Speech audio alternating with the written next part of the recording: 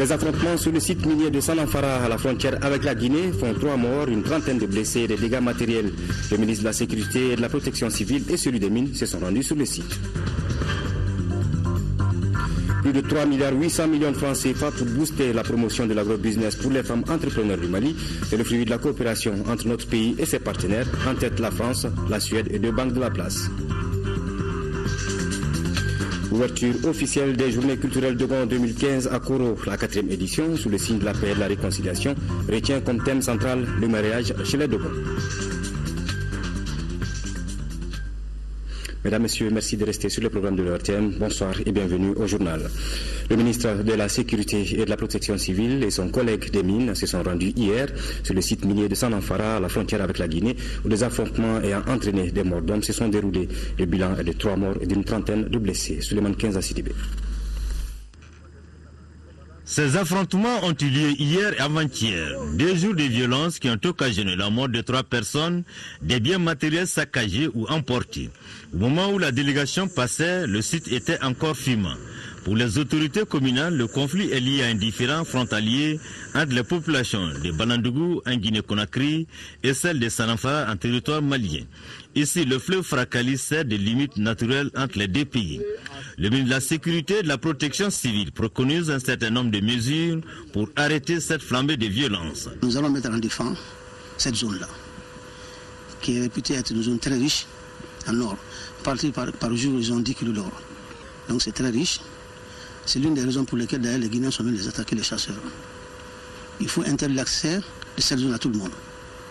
Et nous allons baser des forces à Sananfara, qui vont d'abord rassurer les populations de Sananfara pour éviter toute velléité d'agression de ce village. Et à partir de ce village, faire des patrouilles dans le secteur pour se rassurer que la mesure que nous venons de prendre d'interdiction sera respectée par tout le monde. Ensuite, nous avons estimé que c'est la gestion administrative qu'il faut privilégier.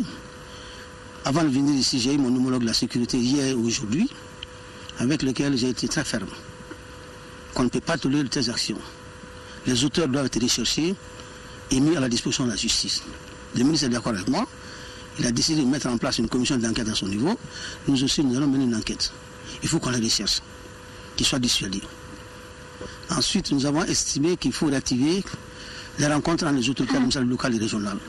Et j'ai demandé au gouverneur, dès demain, en accord avec son ministre, qu'il rentre en contact avec son homologue guinéen pour qu'il puisse envisager une rencontre dans les plus brefs délais, demain ou bien après-demain. Et ensuite, au niveau ministériel, nous allons monter. Il faut que d'ici 2 semaines, 3 semaines, que les ministres se rencontrent et qu'on puisse prendre des mesures rigoureuses. Le ministre rassure qu'on ne s'attaquera plus impunément aux populations. Que les populations environnantes comprennent que c'est fini. Nous allons être fermes. Et les populations vont désormais sentir notre présence à leur côté. La délégation a remis à cet effet une enveloppe symbolique au nom du président de la République et du Premier ministre. Elle a présenté les condoléances des plus hautes autorités aux familles éplorées. Et justement, le ministre de l'économie numérique, de l'information et de la communication, porte-parole du gouvernement, vient de réagir par rapport à la situation à Sananfara, situation toujours tendue. Après la visite des 2 membres du gouvernement, un contingent de la gendarmerie a été détaché pour sécuriser le site et le gouvernement prendra toutes les dispositions pour résoudre ce problème. Nous écoutons le ministre au micro de Sidiki Dambélé. Dans ces situations, il faut garder beaucoup de sérénité et ne pas céder à l'amalgame. Notre pays aujourd'hui et la Guinée ont d'autres guerres à mener. Notre pays contre les terroristes, la Guinée contre Ebola. Et vous avez vu les caravanes que le gouvernement a envoyées récemment pour soutenir ces pays. Et donc cet incident, notre souhait c'est qu'il ne soit exploité par personne pour dire qu'il y a des Guinéens et des Maliens qui se sont affrontés. Ce qui se passe, c'est qu'il y a des petits, j'allais dire, intérêts locaux et souvent de l'incompréhension. Parce qu'en vérité, les gens ont l'habitude de travailler ensemble, on ne sait pas pourquoi. Certains seront poussés à dire qu'il faut que d'autres, pour parler terre à terre, dégagent et qu'ils occupent les lieux. Et pour donc calmer les choses, le gouvernement a dépêché hier 2 ministres, le ministre des Mines, Boubou Sissé, et le ministre chargé de la Sécurité, le général Sada Samake, qui sont allés sur les lieux, qui ont constaté ce qui s'est passé et qui ont pris des mesures et sécurisation des populations du Mali et de la frontière d'une façon générale. Et aujourd'hui même, d'après les dernières informations qui nous ont été communiquées, les forces de sécurité sont parties massivement pour sécuriser les lieux et faire en sorte que cette incompréhension entre quelques individus ne dégénère pas en incompréhension entre les populations de la zone et même d'autres exploitations que les uns et les autres voulaient en faire. Nous avons pris au niveau de notre gouvernement les dispositions nécessaires pour que la situation s'apaise, se calme. Mais vous savez, dès qu'il y a perte en vies humaines, c'est comme une poudre, il suffit d'une petite étincelle, donc ça peut évoluer dans un sens ou l'autre, mais le gouvernement a pris les dispositions pour d'abord présenter les condoléances aux familles des disparus, transporter les malades qui sont à l'hôpital Gabriel Touré et sécuriser les lieux. Maintenant, nous attendons en espérant que les forces de sécurité qui sont sur place verront à ce que les choses se passent mieux. Ce matin, les renforts qui sont partis ont été attaqués en embuscade avec des fusils de chasse, n'est-ce pas? Mais les indications de nos autorités, c'est de ne pas perdre son sang-froid dans cette situation. Nous avons d'autres guerres à mener que celle-là. Voilà, vous pourrez suivre l'intégralité de cet entretien avec le ministre de l'économie numérique, de l'information et de la communication, porte-parole du gouvernement dimanche prochain après le journal de 20h. Suivant un décret, le contenu donc de ce communiqué de la Cour constitutionnelle, suivant un décret numéro 2015-0031 PRM du 2 février 2015, les personnalités ci-après ont été nommées membres de la Cour constitutionnelle. Il s'agit de Madame Manassa Danyoko, magistrat, Madame Fatoumata Dial, magistrat, Monsieur Mpere Diara, magistrat, Monsieur Mahamadou Bouare, magistrat, Monsieur Bamassa Sissoko, magistrat, Monsieur Seydou Nourou Keita, administrateur civil, Monsieur Zoumana Moussa Sissé, magistrat, Monsieur Modibo Tonti Guindo, magistrat, Monsieur Baya Berté, magistrat, conformément aux dispositions des articles 92 de la Constitution et 20 de la loi numéro 97-010 du 11 février 1997 portant loi organique déterminant les règles d'organisation et du fonctionnement de la Cour constitutionnelle ainsi que la procédure suivie devant elle. Les 9 conseillers ont procédé le jeudi 26 février 2015 à l'élection de Mme Manassa Danyoko, président de la Cour constitutionnelle. Voilà, vous le savez, c'est donc une femme qui prend désormais les rênes de la Cour constitutionnelle du Mali. Elle s'appelle Manassa Danyoko et a été élue par ses pairs à l'issue d'un vote. Ce magistrat de classe exceptionnelle devient ainsi la première femme à diriger cette institution. Âgée de 70 ans, le nouveau président de la Cour constitutionnelle a 25 ans d'expérience dans la magistrature. Retour sur le parcours d'une dame qui a franchi presque tous les échelons avec Abdraman Keita et Bourama Traoré. À la tête de la Cour constitutionnelle du Mali est magistrat de classe exceptionnelle et doyen du corps. Retenez bien son nom, Manassa Danyoko. C'est une première dans l'histoire de l'institution qu'une femme occupe le poste du président. Elle a été élue ce jeudi à l'unanimité par ses pairs, 9 au total à l'issue d'un vote. Un choix unanime, une autre particularité de l'élection de Manassa Danyoko. On doit sentir qu'une femme est passée à la Cour constitutionnelle et faire en sorte de ne pas balayer la route aux autres femmes. Comment mener le bateau pour que ceux qui nous ont désignés soient fiers de la désignation qui sont faites. Et ceux qui ont voté pour moi ne regrettent pas avoir voté, faire le choix. Et livrer ce qu'on a appris, se mettre à la disposition de ceux qui ont besoin d'apprendre et leur donner la leçon qu'ils attendent de moi. Né le 19 janvier 1945 à Kadjolo dans la région de Sikasso, Manassa Danyoko est titulaire d'une maîtrise en droit obtenue en 1970 à l'École nationale d'administration ancienne formule. Débute donc pour le nouveau président de la Cour constitutionnelle une longue et riche carrière dans la magistrature. D'octobre 1991 à janvier 1995, Manassa Danyoko a été procureur général près la Cour d'appel de Bamako, procureur général au procès des anciens dignitaires, entendez là procès crime de sang.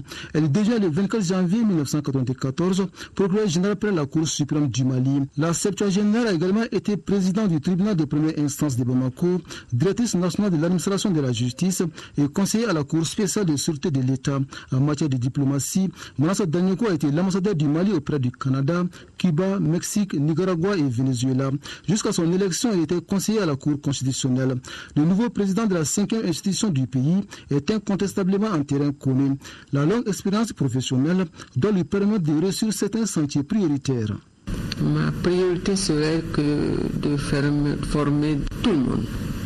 Moi, je serai informé, mes collègues seront informés. Ils sont tous magistrats d'un certain rang. Ils ont tous occupé des postes de responsabilité assez considérables. Mais quand on change de la Cour d'appel ou de la Cour suprême pour venir à la Cour constitutionnelle, la Constitution, c'est un autre élément. Et pour le personnel d'appui, on aura besoin je vous avoue, d'améliorer. Parce que le personnel, je ne leur reproche rien, mais pour l'ensemble du pays, les personnels d'appui manquent généralement d'éléments pour pouvoir tenir la barque comme on le souhaite. D'autres priorités seraient qu'on puisse arriver à mettre les collègues et tout le monde dans les conditions de travail.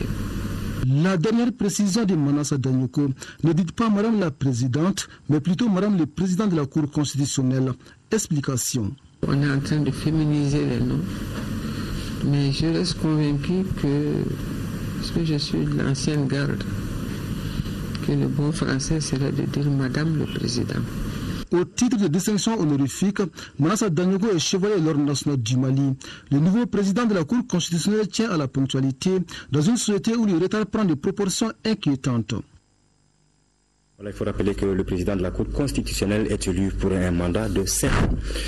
Le contenu de cet autre communiqué important, le président de la République, vu la Constitution, vu la loi numéro 97-010 du 11 février 1997, a modifié, portant loi organique déterminant les règles d'organisation et de fonctionnement de la Cour constitutionnelle ainsi que la procédure suivie devant elle, vu le décret numéro 2015-0031 PRM du 2 février 2015 portant nomination des membres de la Cour constitutionnelle, vu le décret numéro 2015-003 PRM du 8 janvier 2015 portant nomination du Premier ministre à la demande du Premier ministre décrète, article 1er, l'Assemblée nationale est convoquée en session extraordinaire le jeudi 5 mars 2015. Article 2, l'ordre du jour de la session extraordinaire porte sur la prestation de serment des membres de la Cour constitutionnelle. Article 3, le présent décret sera enregistré et publié au journal officiel. Pour parler intermalien à Alger, la médiation internationale prévoit le paraphe d'un projet d'accord dès ce dimanche. En attendant, les parties ont chacune rencontré aujourd'hui cette équipe internationale des médiateurs pour lui faire part de ses observations sur le document proposé. Pour l'instant, excepté les mouvements membres de la coordination des mouvements politico-armés de l'Azawad qui disent n'avoir pas encore terminé de l'examiner, tous estiment qu'il s'agit là d'une bonne base pour un compromis. Envoyé spécial à Alger, Idrissa Traoré, Yaya Konaté. Fini le délai de la réflexion pour les parties maliennes ou pour parler d'Alger. Après avoir analysé pendant près de 48 heures le projet d'accord à elles proposé, elles avaient chacune rendez-vous avec l'équipe internationale de médiation pour leurs remarques sur le texte en question. C'est à cet exercice que s'est pliée en milieu de journée la délégation gouvernementale venue faire ses observations et suggestions sur un document qui, selon elle, préserve l'essentiel en s'inscrivant dans les lignes rouges tracées dès le départ par le président de la République, la base d'un bon compromis pour le chef de la délégation gouvernementale. Nous nous sommes félicités aussi de la qualité de ce document de projet d'accord qui, de notre point de vue, est un document équilibré. C'est un document qui prend en charge les préoccupations essentielles du gouvernement du Mali et aussi en rappelant que ce qui est proposé ici est articulé autour de ce qu'on appelle la libre administration des collectivités dans le cadre d'un État unitaire.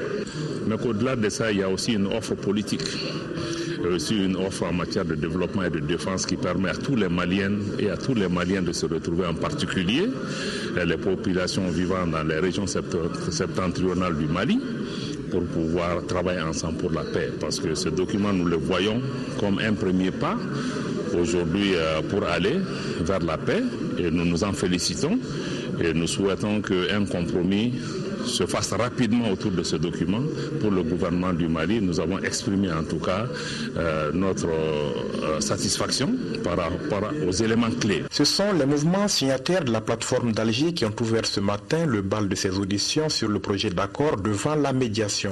Malgré quelques observations sur la forme, ces groupes armés qui inscrivent leurs actions dans un cadre républicain estiment eux aussi qu'il s'agit là d'un bon compromis qui mérite d'être entériné. Globalement, j'insiste dessus, cet accord nous paraît positif. En ce sens que nous lui prêtons les vertus que nous attendons d'un accord, c'est-à-dire sa capacité à rassembler, à calmer, à apporter de l'apaisement, à rassembler les Maliens autour d'un projet unique dans le cadre d'un Mali uni et solidaire. Nous avons également fait savoir qu'il s'agit d'un accord entre plusieurs parties prenantes, disons des parties belligérantes. Donc aucune des parties ne peut espérer avoir 100% de gain de ces revendications. Et c'est pourquoi on dit également que c'est un compromis. Et ce compromis, je l'avoue, nous nous y trouvons globalement et majoritairement. Je parle de nous, de la plateforme. On attend de voir quelle sera la réaction des autres parties et nous confirmons déjà qu'en l'état, nonobstant, je dis bien, les observations que nous avons faites et que nous avons remises, oui, nous sommes prêts à parapher ce document afin que le peuple malien dans son ensemble sache que le chemin que nous avons parcouru arrive enfin à son terme.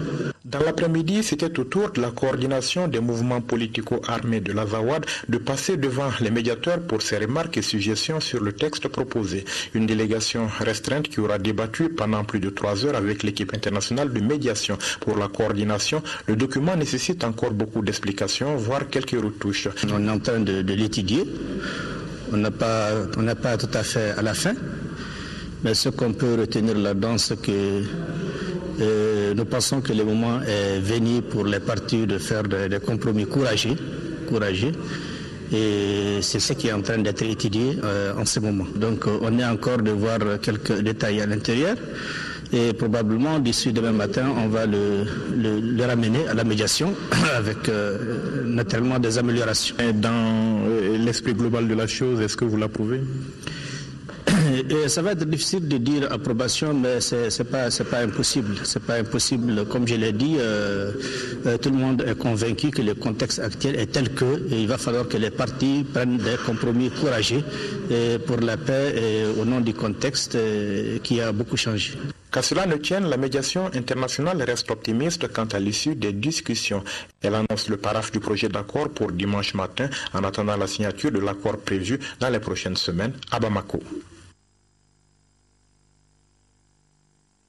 Voilà, des autres communiqués. Dans ce journal, le ministre malien de la Défense et des anciens combattants a été reçu le mardi 24 février 2014 par le président de la République d'Égypte, Abdel Fattah al-Sisi. Tieman Hubert Koulibaly a transmis les salutations et l'appréciation du peuple malien ainsi que ses sincères condoléances au président, au gouvernement et au peuple égyptien pour les victimes de l'attaque terroriste en Libye. Le ministre de la Défense et des anciens combattants a remis au président al-Sisi un message de son homologue malien relatif au soutien et au renforcement des relations bilatérales entre les deux pays dans divers domaines. Ce message comprend également le soutien total du Mali à l'Égypte dans sa guerre contre le terrorisme. Et puis c'est autre, une importante délégation du Comité national d'organisation du sommet Afrique-France 2016 conduite par son président, l'ambassadeur Cheikh Diarra, a rencontré en présence de son Excellence Moulay Ali Khalil Askoufari, ambassadeur du Mali au Sénégal. Le mardi 24 février 2015 à Dakar, M. Jacques Abibsi, délégué général général pour l'organisation du 15e sommet de la francophonie, entouré le président des différentes commissions pour une réunion de partage et d'information. Au cours de cette réunion de travail, l'ambassadeur Cheikh Diarra a dit qu'il effectue cette visite auprès des autorités sénégalaises afin de bénéficier de leurs conseils suite à l'organisation réussie du 15e sommet de la francophonie. Les présidents des commissions de la délégation malienne ont aussi eu des entretiens bilatéraux avec leurs homologues sénégalais. Le ministre de l'administration territoriale de la décentralisation a rencontré ce matin ses partenaires techniques et financiers. Entre les deux parties, il a été question de décentralisation, tout naturellement compte rendu Isaac Tchenou. La décentralisation dans sa forme poussée est au cœur de cette rencontre entre le ministère de l'administration territoriale et de la décentralisation et ses partenaires techniques et financiers. Au cours des travaux, les différentes parties feront le tour des questions liées à la décentralisation en tant qu'instrument politique et les stratégies de sa mise en œuvre. La réforme administrative et de décentralisation sont les instruments pour arriver à des institutions fortes et crédibles. Vous le savez, les États généraux de la décentralisation ont apporté un nouveau souffle et dynamisme à ce processus. Mais depuis lors, 18 mois se sont écoulés. Entre-temps, maintes idées ont été lancées, comme la régionalisation, les agences de développement régional, les contrats-plans, etc. Et les PTF attendent toujours une vision et une politique ferme qui détermine la réforme de l'État pour les années à venir. La décentralisation, avant tout, est un projet politique majeur, traduisant la volonté de répondre aux enjeux de démocratisation et de développement équilibré. Et le processus amorcé en 1991, au lendemain donc de la conférence nationale, il faut-il le rappeler, a recommandé notamment la levée de toutes les entraves à une décentralisation effective du pays. Cela a connu de nombreuses avancées, même si son impulsion a dû connaître au cours de la dernière décennie des évolutions variables. Ce qui est sûr, la vision de la décentralisation soutient le développement du Mali. Pour ce qui est de sa régionalisation, elle implique de nouveaux rapports entre l'administration centrale et les collectivités. Le président du Haut Conseil des collectivités a reçu ce vendredi les élus locaux de la région de Tombouctou. Les maires de Tombouctou sont venus déposer au terme d'une rencontre le rapport sur le retour de la paix dans leur région. Le président des collectivités des maires de Tombouctou est au micro de Mariam Sagara. Bientôt un mois que tous les élus de Gundam sont là, suite à la recrudescence de la violence. Après avoir rencontré les différentes autorités nationales, des ministres, des ambassadeurs, des partenaires de développement, la MINUSMA, on a fait la synthèse de cette rencontre. Donc nous on a produit un rapport. Donc nous sommes dit dans l'obligation de venir voir le président du Haut Conseil des collectivités. Nous allons organiser une caravane avec tous les ressortissants de Gundam à Bamako. Les deux composantes du groupe Tamashek, les Peuls, les Soreilles, les Arabes. Les ressortissants plus, nous les collectivités, nous allons aller village par village, fraction par fraction dans tous les cercles et les camps de réfugiés demain. Parce que nous sommes dit que d'accord les accords, mais la vraie paix se construit à partir de la base. Et aussi par rapport à la sécurité alimentaire, il y a des engagements qui ont été pris par le ministre de l'Action sociale et d'autres partenaires. Donc nous allons demander au président vraiment de suivre ces gens parce que la situation risque d'être vraiment critique cette année par rapport à l'alimentation des animaux et des personnes. En quatrième région, le ministre de l'Emploi, de la Jeunesse et de la Construction citoyenne a visité jeudi le chantier de construction du centre de formation professionnelle de Saé dans le cercle de Massina. Si ce projet suscite un intérêt manifeste chez les populations, les travaux dans leur exécution sont confrontés à plusieurs difficultés avec moins de 43% de réalisation. Reportage de Kandé Silla.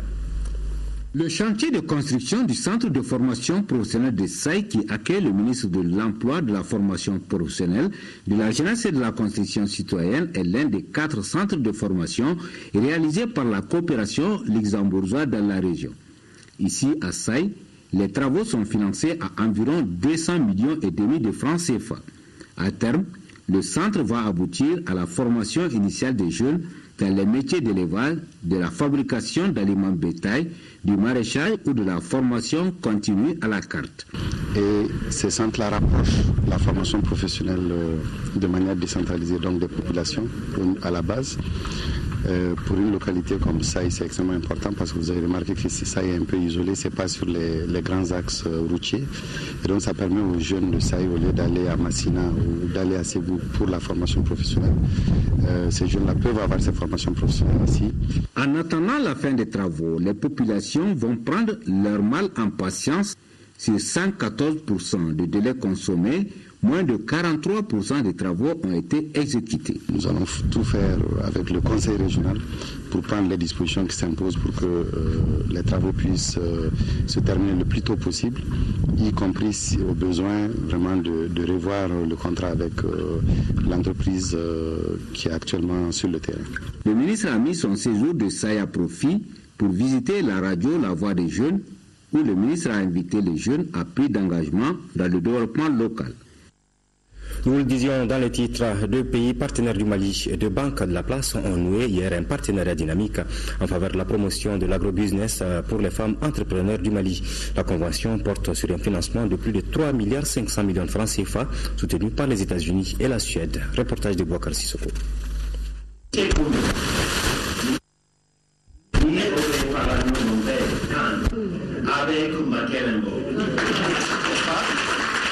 Cet adage bamanan concrétise ainsi un fait rarissime, où 2 banques concurrentes s'associent et regardent dans la même direction pour apporter leur soutien aux femmes.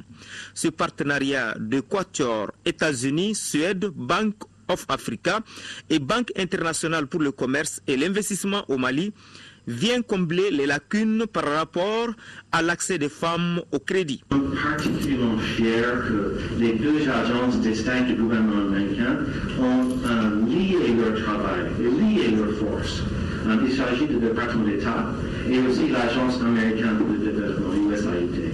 Et notre partenariat touche les bénéficiaires de l'initiative présidentielle Feed the Future, un programme du gouvernement américain visant à assurer la sécurité alimentaire dans le monde. Il s'inscrit également dans le cadre du programme APROFEN du département d'État, axé sur le renforcement et la participation des femmes maliennes dans le processus de la consolidation de la paix. Partenariat entre le gouvernement de la Suède et les États-Unis d'Amérique avec 2 banques commerciales privées encouragera certainement les banques à augmenter l'accès au capital pour les femmes entrepreneurs et le secteur de l'agriculture. Une facilité de prêt dans ce partenariat fournirait aux banques environ 13,75 millions de dollars, à savoir environ 7,6 milliards de CFA pendant 7 ans. Et comme mon collègue, monsieur le chargé d'affaires des États-Unis, l'a si bien expliqué, ce partenariat n'est qu'une première étape. Cet appui de montant de plus de 3,5 milliards de francs CFA en faveur des femmes entrepreneurs du Mali permettra l'accroissement économique et la création de beaucoup d'emplois. Il est cofinancé par les États-Unis et la Suède. Nous, on a eu la chance de bénéficier d'une subvention des États-Unis d'Amérique et aussi d'avoir eu un prêt avec la BICIM. Toutes les autres banques avaient refusé de nous donner un prêt pour construire dans la nouvelle zone industrielle. Et la BICIM a été la première banque à croire en nous et à nous soutenir pour la construction de notre nouvelle unité. Avec cet appui de 2 pays amis du Mali, vous redonnez l'espoir aux femmes maliennes. Vous assurez qu'en ce qui concerne notre gouvernement, toutes les dispositions seront prises pour créer les conditions de ce type d'initiative, à travers la mise en place des infrastructures au développement, mais également dans le domaine de l'énergie et des voies d'évacuation des productions agricoles qui pourraient être améliorées. Ce partenariat incite les banques du secteur privé à étendre leurs services au secteur agricole et aux femmes entrepreneurs évoluant dans l'agrobusiness. Il s'étend sur 7 ans. Le comité de coordination et de suivi des programmes de sécurité alimentaire a tenu sa 10e session ordinaire. La situation alimentaire à l'issue de la campagne agricole 2014-2015, le plan d'opération et le budget 2015 étaient inscrits à l'ordre du jour. Dr Nango Dambili, commissaire à la sécurité alimentaire, est au micro de Aïssata Saliou Maïga. L'année écoulée a été une année assez difficile sur le plan de la sécurité alimentaire, liée surtout à la situation de la pluviométrie et aussi la crise pastorale. Nous avons eu à secourir à peu près 1 500 000 personnes, ce qui nous a amené à distribuer près de 25 000 tonnes de céréales au plus général. Mais aussi, il faut compter l'apport de nos partenaires, notamment les CICR et les PAM, qui ont aussi fait beaucoup de distribution et d'appui alimentaire en 2014. Pour l'année 2015, nous avons reçu pour la reconstitution du socle national de sécurité alimentaire plus de 10 milliards du budget national de l'État. Et en termes d'intervention sur le terrain, nous avons planifié à peu près 15 000 tonnes pour à peu près 555 000 tonnes. Il faut reconnaître que cette année, par rapport à l'an passé, la situation est beaucoup plus calme. La situation de la sécurité alimentaire se caractérise principalement par des excédents très importants au niveau des céréales. Mais malheureusement, nous avons une crise de pouvoir d'achat au niveau du pays qui fait que même si les céréales sont sur les marchés, la majorité d'entre nous a des problèmes pour y accéder. À cela, il faut ajouter encore une seconde crise pastorale très profonde encore cette année qui s'ajoute à celle de l'année passée. Je retiens 3 principales recommandations. La rédaction de la politique nationale de sécurité alimentaire. La deuxième recommandation, que les commissariats assurent la coordination des activités de résilience. Et la troisième recommandation, doter le commissariat d'une bonne stratégie de communication. Ces 8 milliards, il y a à peu près déjà 6 milliards qui sont allés pour la reconstitution du stock national de sécurité. On l'a entamé l'an passé en stock report, il nous avait à peu près moins de 6 000 tonnes, alors que les nouveaux statutaires, c'est 35 000 tonnes. Donc il faut acheter à peu près 35 000 tonnes de céréales cette année, ce qui va beaucoup entamer les 8 milliards. Le reliquat va servir à transporter les quantités, à peu près les 15 000 tonnes, pour l'appui à peu près à 555 000 personnes pendant l'année 2015. 10e édition de la mini-bourse aux céréales de Koutchala, espace de mise à relation et de valorisation des céréales locales pour la sécurité et la souveraineté alimentaire, s'est tenue jeudi dans la capitale de l'Or Blanc, une initiative de Amassa Afrique Verte Mali en partenariat avec l'ONG Ahmed. Compte rendu de Sekou Konaté. Par l'organisation de la présente bourse aux céréales, le 10e du genre, Amassa Afrique Verte Mali en partenariat avec l'ONG Ahmed veut ouvrir un espace de mise en relation des organisations paysannes des zones déficitaires de la région de Mopti et celle de la zone excédentaire de la 3e région. Dans la zone de Koutchala, qui est une zone de forte production, de même que Sigasso, nous cherchons à fidéliser le marché, à aider les producteurs pour un meilleur écoulement de leur stock vers le commerçant céréalier, les unités de transformation, les industriels, de façon à avoir un marché fluide où les prix sont corrects et gagnant-gagnant. Pour cette édition, les producteurs venus des zones de la 3e région ont proposé au public une gamme variée de céréales sèches, du maïs au mil sorgho en passant par le soja. Et l'offre s'élève à 913 300 tonnes. Et les attentes des initiateurs sont fortes. Par rapport au projet de masse, nous appuyons les coopératives et les entreprises donc pouvoir trouver des marchés pour leurs produits.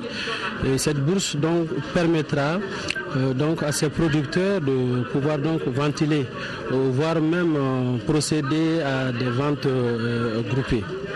Je souhaite donc qu'à l'issue de ces discussions et négociations, que vous puissiez tirer le maximum de profit à travers la réalisation des transactions céréalières. À l'issue donc d'une journée pleine, l'offre est demeurée supérieure à la demande qui s'élève à 1247 tonnes. Une initiative fortement soutenue financièrement par Agra et Miserior. Le service des eaux et forêts a besoin de plus d'1 milliard de francs CFA pour ses activités de 2015. Une année qui sera marquée par la gestion durable des ressources forestières et le rétablissement des écosystèmes. C'est ce qui ressort des travaux de la réunion annuelle de bilan des activités 2014 et de proclamation des activités 2015. Reportage de Moïse Traoré. La Direction nationale des eaux et forêts veut se doter d'une feuille de route pour un meilleur accomplissement de ses missions. Les activités de la nouvelle année vont mettre l'accent sur la gestion durable des ressources forestières et le rétablissement de l'équilibre des écosystèmes. Nous souhaiterons que toute exploitation qui va se faire sur le terrain fasse d'abord l'objet d'un plan d'aménagement, qu'on sache quel est le volume de bois qui s'y trouve, combien on peut enlever, protéger les ressources forestières, protéger le reste du gibier qui est là. Et également informer et sensibiliser. De quels moyens vous avez besoin? Le fonds d'aménagement des forêts et de protection de la faune. Chaque année, nous aux environs du milliard. Les résultats de 5 projets seront partagés pendant les 3 journées. En plus, la réunion annuelle bilan des activités 2014 et programmation des activités 2015 évalue le plan de relance durable du Mali. Une année ayant été marquée par la conception de 68 plans d'aménagement de massifs forestiers et la mise sous aménagement de 30 000 hectares de forêts villageoises. Ces réalisations, bien qu'importantes, sont loin de compenser les prélèvements subis courant l'année 2014. C'est pourquoi j'exhorte le service des eaux et forêts et ses partenaires à plus de rigueur dans le contrôle de l'exploitation des ressources forestières et fauniques et plus de communication en vue de l'adhésion des collectivités territoriales et des populations aux activités menées. La réunion bilan se penche également sur les textes régissant la gestion des ressources à travers le pays et le projet de stratégie nationale pour l'amélioration de la couverture végétale. Voyage d'études du Centre de formation professionnelle en élevage CFPE à la ferme piscicole de Tanima. Les étudiants du CFPE sont allés lier la théorie à la pratique dans cet espace piscicole dans la localité de Baguinda. Reportage de Youssouf Diakité. Cette visite d'études initiée par le centre de formation a été pour les étudiants une grande opportunité de découvrir cet espace dédié à la pisciculture. À la ferme Boubacar Diallo, les visiteurs du jour ont fait le tour des installations, des laboratoires aux cages flottantes, des écloseries aux étangs. Des spécialistes de la ferme ont permis aux visiteurs de s'imprégner des réalités pratiques de cette activité. C'est pour venir voir la modernité dans la pisciculture et dans l'élevage des poissons en général au Mali, aux élèves du centre. C'est la raison pour laquelle les élèves sont amenés pour voir comment on peut moderniser ces étangs piscicoles chez Boubacar Diallo avec toutes ces infrastructures ultra modernes que vous voyez déjà. Peut-être c'est la première infrastructure de ce type-là en Afrique de l'Ouest. On a remarqué beaucoup de choses dont on ignorait, dans lesquelles il y a la production d'alevins, il fait également la production d'aliments pour les poissons. Il y a aussi les cages flottantes dans lesquelles on fait l'élevage des poissons pour les grossir, ensuite les amener au marché pour la consommation humaine. À la ferme piscicole Boubacar Diallo, la disponibilité de partager l'expérience acquise est aujourd'hui plus qu'un engagement.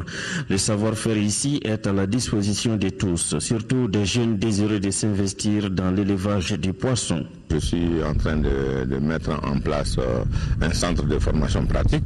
Ce groupe-là vient depuis ce matin en train de faire le tour des différentes structures, des bacs de reproduction, de closerie, de bacs de pré-grossissement, de grossissement et de finition des cages flottantes.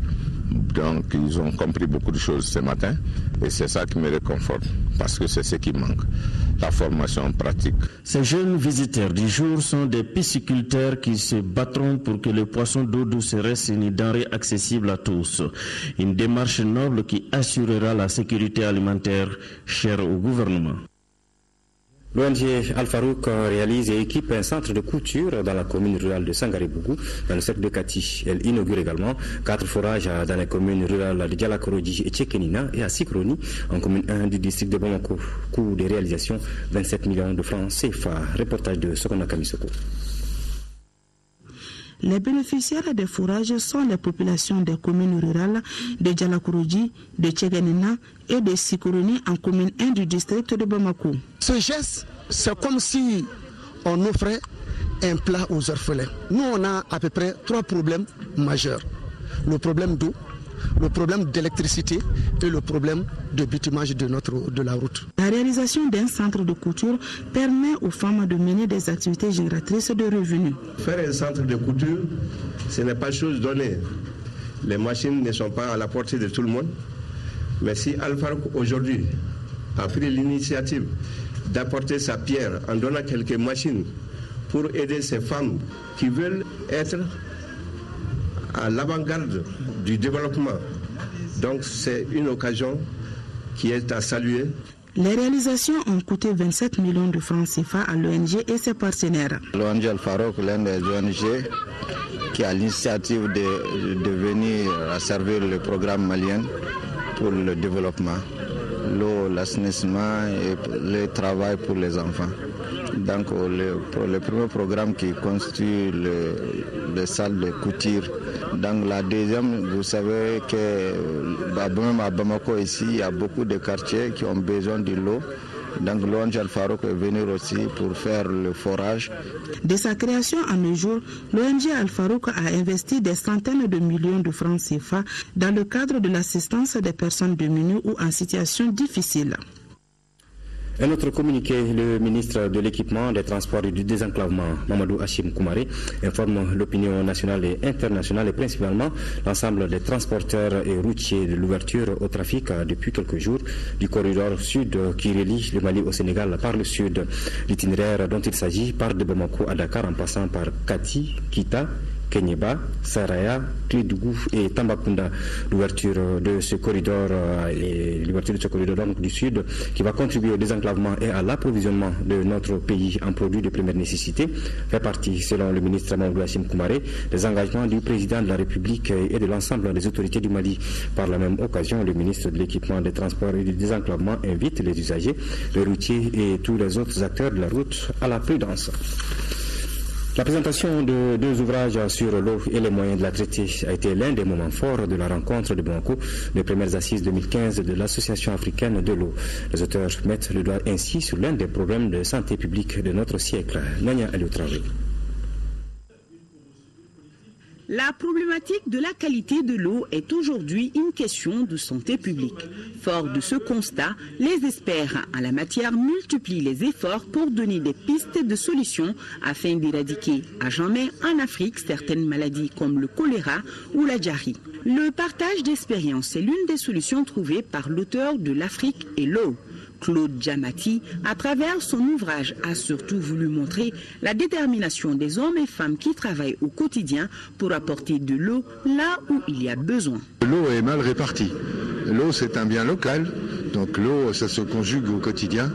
Et les femmes sont particulièrement concernées, comme vous le savez. Donc l'eau en Afrique, c'est, si vous voulez, l'Afrique est à la fois le continent le plus rural et en même temps celui qui a la croissance urbaine la plus rapide. Donc il faut faire face à ces 2 défis, toujours approvisionner les gens qui sont dans la campagne et puis en même temps dans les villes. A pris part à la rédaction du livre L'Afrique et l'eau, une quinzaine de professionnels du secteur africain de l'eau, parmi elles le Malien Amadou Ama Maïga. Le second ouvrage présenté au public porte sur le traitement des eaux usées. Ce recueil plus technique est écrit par Simon Kenfat. Il met en évidence d'une façon scientifiquement prouvée que le soleil est l'alternative la plus probable pour les Africains à mieux traiter leurs eaux usées. L'une des richesses que l'Afrique a, c'est le soleil, qui malheureusement n'est pas exploité.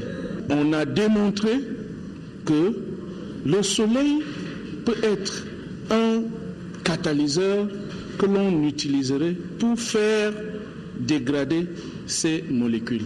Au terme de leurs exposés, les 2 auteurs ont interpellé tout un chacun. Pour eux, si rien n'est fait, l'Afrique deviendra ce continent fortement menacé par la pénurie d'eau sur le long terme. La Commission nationale de lutte contre la prolifération des armes légères a fait le bilan de ces 2 années d'activité et a présenté son plan d'action 2014-2018. C'était à la faveur d'une rencontre initiée par la Commission avec l'appui du Centre régional des Nations Unies pour la paix et le désarmement en Afrique. Reportage de Abdraman Maïga. Au menu de cette rencontre, le bilan des activités réalisées par la Commission nationale de lutte contre la prolifération des armes légères et ses perspectives. Elle a permis aux participants de suivre une communication sur la situation des armes légères dans notre pays et les facteurs de propagation. Selon la présidente, sa structure a au cours de ces 2 dernières années pris une part active à toutes les rencontres initiées dans la lutte contre la circulation des armes légères et petits calibres au sein de l'espace CEDEAO. Il y a 2 volets, il y a le volet technique et le volet société civile. Parce que c'est bien, l'administration joue son rôle, mais que la population sache qu'est-ce qu'on doit faire. Et l'État appuie. Ça, c'est très important. Et c'est un gros volet. Et un autre volet, c'est comment sécuriser les stocks, les magasins d'armement. Comment marquer les armes. Pour les prochaines années, la Commission nationale de lutte contre les armes légères a initié un plan d'action 2014-2018. Ce plan, soumis à l'appréciation des partenaires, mettra, en plus des actions de sensibilisation, un accent particulier sur le marquage et l'enregistrement des armes légères au Mali. Dans ce combat, elle bénéficiera du soutien de ses partenaires techniques et financiers. Pour nous, c'est très important aussi d'avoir une vision régionale de la problématique. Et par exemple, quand on parle dans un pays comme le Mali, il faut aussi voir qu'est-ce que les autres pays, les pays voisins sont en train de faire, et aussi en collaboration avec la CEDEAO, quelles mesures peuvent être mises en place de manière conjointe aussi à niveau sous-régional. À travers ce plan ainsi élaboré, la Commission mettra les bouchées doubles pour contrôler à la fois le flux ainsi que la dissémination des armes dans toutes les régions du Mali. Une mission composée d'enquêteurs indépendants vient de mener des investigations dans la région de Gao. L'objectif de cette mission est de faire toute la lumière sur les événements malheureux du 27 janvier dernier qui ont fait 3 morts et 18 blessés à Gao. La mission a organisé jeudi à Bamako un point de presse pour informer l'opinion nationale et internationale sur leurs activités. Les enquêteurs indépendants ont près d'1 mois pour fournir à l'ONU un rapport officiel et des recommandations. Le conférencier rassure que le rapport sera rendu public prochainement. L'Université des lettres et des sciences humaines de Bamako connaîtra en 2015 des innovations. Il s'agit entre autres de la création de 3 masters d'agrandissement. Voilà, j'y arrive, d'agrandissement de l'université, de l'unité universitaire de technologie. Ces nouvelles dispositions sont soumises à l'approbation de la réunion de son conseil qui a ouvert ses travaux jeudi matin. Réunion suivie par notre reporter Mamoudou Sidibé. L'analyse des questions inscrites à l'ordre du jour de cette première session ordinaire du Conseil de l'Université des lettres et des sciences humaines de Bamako permettra le bon fonctionnement de l'établissement.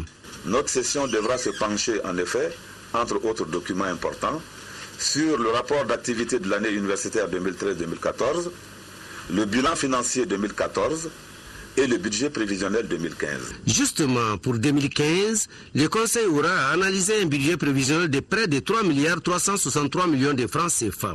Ce budget répondra aux différentes innovations en chantier dans cette université. Nous avons beaucoup de chantiers. Je prends par exemple notre IUT, l'Institut universitaire de technologie, qui est en train de s'agrandir. Et nous avons aussi d'autres filières de formation. Nous avons la création de masters. Nous avons ouvert cette année 3 masters en anglais, en arabe et en traduction et traductologie. Et il s'agit pour nous de réviser à la hausse les frais d'inscription des professionnels. Et initialement, ils payaient 50 000 et nous voulons monter à 100 000. La mise en synergie des expertises sera pour le Conseil une bonne contribution à la bonne gouvernance de l'Université des lettres et des sciences humaines de Bamako. Un autre de nos titres tenu hier soir de la cérémonie d'ouverture officielle des Journées culturelles Dogon 2015 à Koro. Cette 4e édition se tient sous le signe de la paix et de la réconciliation avec comme thème central retenu par l'Association malienne pour la protection et la promotion de la culture Kina Dogon. Le mariage chez les Dogon. La ville de Koro a reçu du monde pour l'occasion. Compte rendu de nos envoyés spéciaux Mamadou Sidibé et Cheikh Oumar Sangaré. Les Dogon du Mali et d'ailleurs se regroupent autour de leur grande famille Guina Dogon. C'est là à travers les journées culturelles Dogon organisées par l'Association malienne pour la protection et la promotion de la culture Dogon. Après Bankas, Douanzan et Badjangara, c'est la ville de Koro qui accueille la 4e édition de ces rendez-vous culturels de taille. Aujourd'hui, Koro est comparable à Kani-Bonzon, à l'arrivée des Dogons. La grande famille des Dogons est ici, les originaires du Madin sont tous là. Mobilisation exceptionnelle du public et celle des membres et d'anciens membres du gouvernement et autres personnalités de la communauté Dogon du Mali. L'objectif est de célébrer la riche culture Dogon sous le slogan « La culture au service de la paix, de la réconciliation et du développement ». Permettez-moi de lancer un appel aux habitants du pays Dogon qui sont Peul, Bambara, Moussi, Sonrai, Bozo, Bobo, Samogo, Dogon et j'en passe pour dire que rien ne vaut la vie en communauté. Le clou de la cérémonie a été l'acte symbolique de lâcher des colombes de la paix par le professeur Moustapha Diko, représentant le président de la République Ibrahim Boubacar Keïta. Aussi, la lecture d'un poème que les populations du Nord ont dédié à leurs cousins Dogon.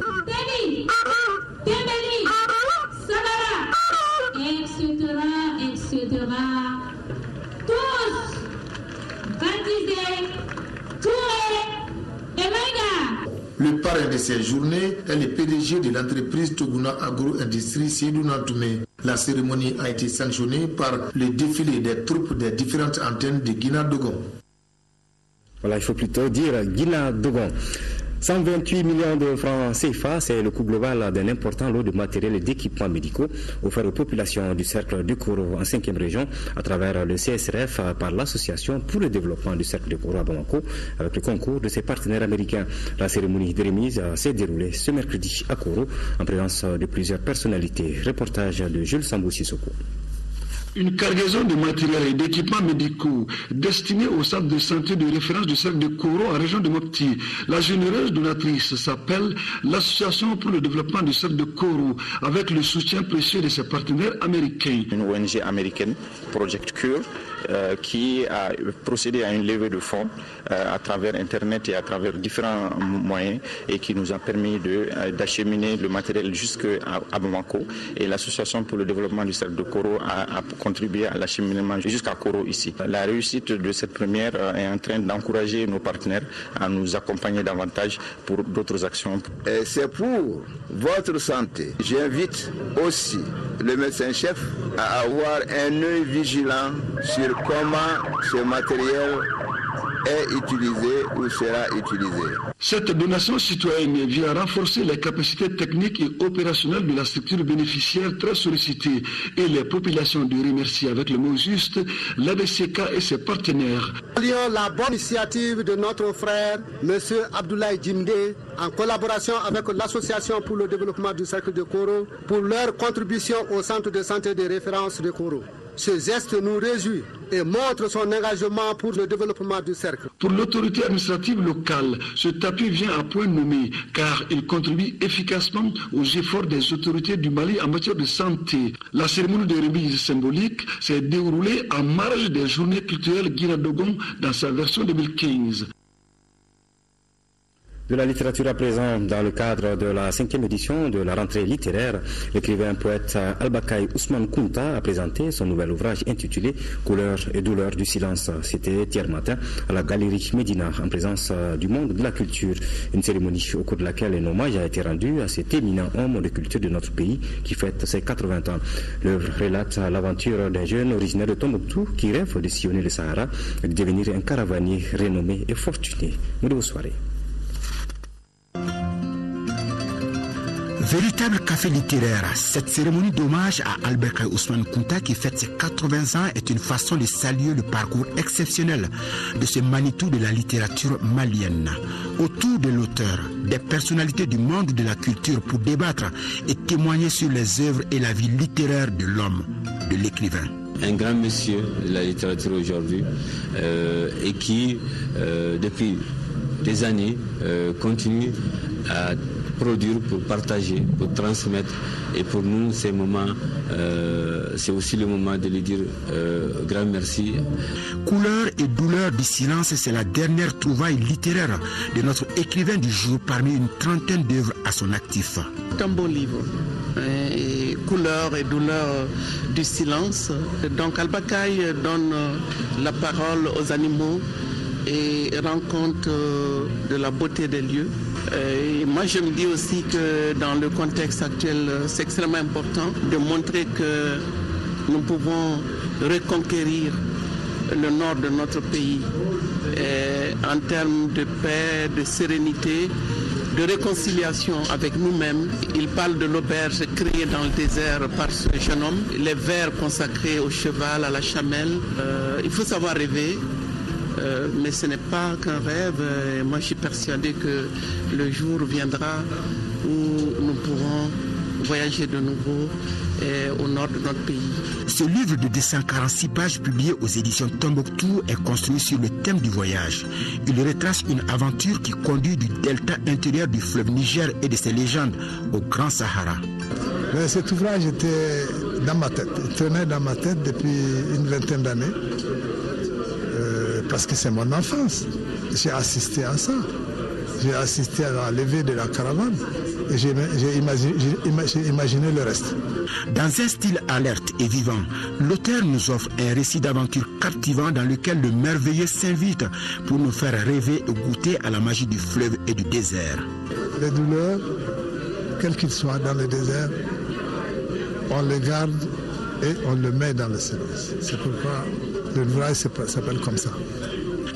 Natif de Tombouctou dans le septentrion malien, Albakay Ousmane Kounta est un passionné de littérature. Poète, romancier, instituteur et entrepreneur culturel, l'homme aux multiples talents se voit ainsi honorer ce jeudi à la médiathèque de Médina Koura par l'équipe de la rentrée littéraire édition 2015. Du sport avant de boucler cette édition, cette bonne nouvelle en provenance de Niamey. Le Stade Malien de Bamako qui s'est donc qualifié pour le prochain tour de la Ligue africaine des champions. Un match retour joué aujourd'hui. Le Stade a fait match nul 1-1 face à l'AS Garde de Niamey. Le but du Stade Malien de Bamako a été marqué par Bokar Bangoura Chokri. À l'issue du match, Cheikh Amadou Bari a recueilli des impressions. Les sentiments bons envers mes joueurs qui ont été héroïques sur aujourd'hui face à l'équipe de la garde nationale. On est venu chercher, on avait comme objectif de venir nous qualifier. On l'a fait avec une très bonne production, très bonne facture. Je pense qu'à la mi-temps, si on repartait à la mi-temps avec un score de 1 ou 2 buts en notre faveur, personne n'aurait créé le scandale. Ceci dit, l'équipe adverse a eu le mérite de pousser. Il y a eu ce but sur un coup de pied arrêté, donc en l'occurrence le penalty. Mais les garçons ne se sont pas découragés et je pense qu'en ayant opté pour un jeu sur la largeur du terrain, on a mis en difficulté l'équipe adverse et c'est à juste titre qu'on est venu. Nos efforts ont été récompensés par une égalisation. Donc très fier de mes joueurs et très fier de pouvoir passer ce tour et de continuer l'aventure. Je suis très content parce qu'on a fait un match nul chez nous. Bon, on était inquiétés pour le retour, mais on a beaucoup travaillé et puis on a réussi le match retour. Je dirais plutôt qu'on a été éliminé, mais on n'a pas perdu la partie. Sur le score, c'est 1-1. Ok, c'est un score en déplacement pour eux. Ça nous élimine du fait du nul que nous avons concédé au match aller. Je le disais bien avant le match que c'est un match assez compliqué. Parce que 0-0 et 1-1, le but marqué à l'extérieur est toujours favorable pour l'équipe qui se déplace. Voilà, félicitations donc au Stade malien de Bamako pour la suite de cette compétition de la Ligue africaine des champions. Et merci à vous de nous avoir suivis. Ainsi prend fin ce journal. Je vous retrouve demain à 13h pour une prochaine édition d'information. Bonsoir.